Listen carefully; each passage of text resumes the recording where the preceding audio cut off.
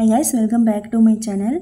இந்த வீடியோவில் B.Ed second semester கற்றலை மதிப்பீடல் என்கிற சப்ஜெக்டில் ஃபஸ்ட் யூனிட் வளரேறி மதிப்பீடுக்கும் தொகுத்தறி மதிப்பீடுக்கும் இடையே உள்ள வேறுபாடு. ஆல்ரெடி வளரேறி மதிப்பீடுக்கும் தொகுத்தறி மதிப்புக்கும் தனித்தனி 10 மார்க்காக வீடியோ போட்டிருப்பேன். அதை பார்த்துட்டு இதை பார்த்திங்கன்னா ரொம்ப ஈஸியாக புரியும். இப்போ வளரேறி மதிப்பீடும் தொகுத்தறி மதிப்பீடும் வேறுபாடு 5 மார்க்கில் கேட்கலாம். வாங்க பார்க்கலாம். வளரேறி மதிப்பீடு தொகுத்தறி மதிப்பீடு சோதனை மூலம் பெறப்படும் மதிப்பீடு. அதாவது சோதனைனா அடிக்கடி டெஸ்ட் வைப்பாங்க. வீக்லி டெஸ்ட்டு, மந்த்லி டெஸ்ட்டு, அப்புறம் ஹோம்ஒர்க் கொடுக்குறதெல்லாம் அந்த சோதனையில் வரும். அந்த மாதிரி சோதனைகளை வைக்கும் போதும் எடுக்கிற மார்க்கு மதிப்பிடுறது தான் வளரேறி மதிப்பீடு. தேர்வுகள் மூலம் பெறப்படுகிறது. அதாவது அரையாண்டு தேர்வு, முழாண்டு தேர்வு அந்த மாதிரி வைக்கிறாங்களா, அந்த தேர்விலிருந்து பெறப்படும் முடிவு தான் தொகுத்தறி மதிப்பீடு. அடுத்து கற்பித்த காலத்தில் ஒவ்வொரு நிலையிலும் மேற்கொள்ளப்படுகிறது. ஒவ்வொரு நிலைன்னா எடுத்திங்கன்னா ஒரு தமிழ் சப்ஜெக்டில் இப்போ ஒரு யூனிட் முடிச்சுட்டு தான் இன்னொரு யூனிட் போவோம். அப்போ ஒரு யூனிட் முடித்ததும் ஒரு டெஸ்ட், ரெண்டாவது யூனிட் முடிச்சதும் ஒரு டெஸ்ட், அந்த மாதிரி ஒவ்வொரு நிலையிலுமே ஒவ்வொரு டெஸ்ட் வச்சு மதிப்பிடுறது தான் வளரேறி மதிப்பீடு. இப்போது தொகுத்தறி மதிப்பீடுனா கற்பித்த காலத்தின் இறுதியில் மாணவர்களின் ஒட்டுமொத்த அடைவு தேர்ச்சி கண்டறிய பயன்படுகிறது. அதாவது ஃபுல்லாக ஒரு புக்கு ஃபுல்லாக படிச்சுட்டு முழாண்டு தேர்வு வரும். அந்த முழாண்டு தேர்வில் மாணவர்கள் டெஸ்ட் எழுதுவாங்க. அந்த டெஸ்ட்லேருந்து தேர்ச்சியை கண்டறிகிறது தான் தொகுத்தறி மதிப்பீடு. அடுத்து சோதித்தறியும் பாடப்பகுதி மிக குறுகியது ஆனால் ஆழமாக சோதித்து அறியப்படும். அதாவது யூனிட் டெஸ்ட்டுனா அந்த யூனிட்டுக்குள்ளே இருக்கிற கொஷின் மட்டும்தான் கொடுப்போம். அப்போ பாடம் சின்ன பாடம் தான். அதோட ஆழம் ஒரு யூனிட் எடுக்கும்போது அதில் நிறைய கொஷினுக்கு நம்ம எடுப்போம். ஆழமாக அதில் சோதிப்போம். சோதித்தறியும் பாடப்பகுதி பரந்துபட்டும் பல்வேறு அம்சங்களை சோதிப்பதாக இருந்த போதிலும் சோதித்தறியும் ஆழம் குறைந்து காணப்படுகிறது.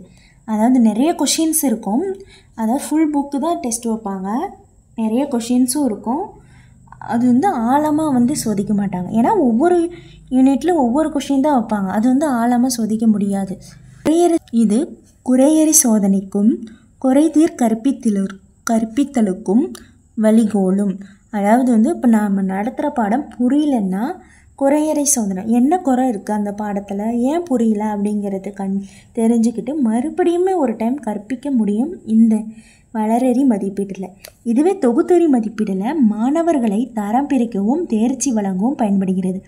ஃபுல்லாக டெஸ்ட்டை வச்சதுக்கப்புறம் ரேங்க் கார்டு கொடுக்கறது, A கிரேட், B கிரேட், மாநிலத்தில் முதலிடம் அப்படின்னு தரம் பிரிக்கிறது தான் இந்த தொகுத்தறி மதிப்பீடு.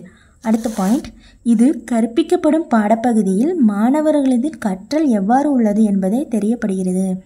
நான் ஒரு சப்ஜெக்ட் நடத்துனதுக்கப்புறம் அந்த சப்ஜெக்டில் எந்த அளவுக்கு மாணவர் புரிஞ்சிருக்காங்க, எந்த அளவுக்கு அவங்கள இம்ப்ரூவ்மெண்ட் பண்ணியிருக்காங்க கற்றலில் அப்படின்னு தெரிஞ்சிக்க முடியும். இதுவே தொகுத்தறி மதிப்பீடில் ஒரு பாடத்தில் மாணவர்களின் ஒட்டுமொத்த கற்றலை தான் மதிப்பிட முடியும். ஒரு புக்கு ஃபுல்லாக நடத்துனதுக்கப்புறம் வைக்கக்கூடிய டெஸ்ட்டில் அவங்க ஃபுல்லாக எந்தளவுக்கு படிச்சிருக்காங்க அப்படிங்கிறத தான் மதிப்பிட முடியும். இது கற்பித்தல் கற்றல் செயல்பாட்டின் ஒருங்கிணைத்த பகுதியாகும். ஏன் அப்படி சொல்கிறாங்கன்னா, இப்போ டீச்சர் நான் ஒரு சப்ஜெக்டை நடத்திடுவாங்க. அந்த மாணவர்கள் அந்த சப்ஜெக்ட் படிக்கும் போது டெஸ்ட்டு வைப்பாங்க இல்லையா, அப்போ அந்த டெஸ்ட்டில் மார்க் கம்மியாக எடுத்திருந்தாங்கன்னா அந்த டீச்சர் ஒருவேளை நாம் நல்லா நடத்தலையோ அப்படின்னு சொல்லி ஒரு குறையறை சோதனை மூலமாக கண்டுபிடிச்சிட்டு மறுபடியும் இன்னொரு டைம் நடத்துவாங்க. அப்படி நடத்தும்போது டீச்சர்ஸோட ஸ்கில்ஸும் டெவலப் பண்ணிக்க முடியும், மாணவர்களோட கற்றல் திறனையும் டெவலப் பண்ணிக்க முடியும். இது வளரேறி மதிப்பீட்டில் இருக்குது. தொகுத்தறி மதிப்பீட்டில் இது கற்பித்தல் கற்றல் செயல்பாட்டின் இறுதி நிலையில் அமைந்த பகுதியாகும்.